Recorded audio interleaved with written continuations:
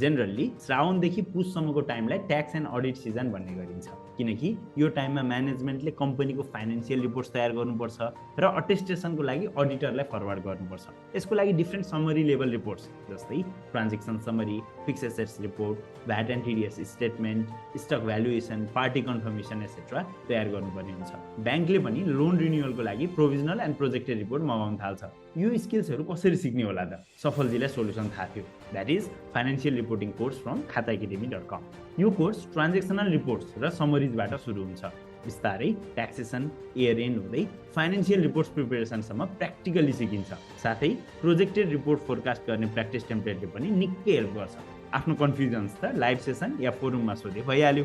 Financial reporting कोर्सले सफलजीको करियरमा धेरै changes लिएर आयो। बिस्तारै उहाँ अब अकाउन्ट्स म्यानेजरको रोल प्ले गर्दै हुनुहुन्छ। त्यसो भए सफलजीको कहानी सकियो त? अझै फाइनल हर्डल बाँकी छ है।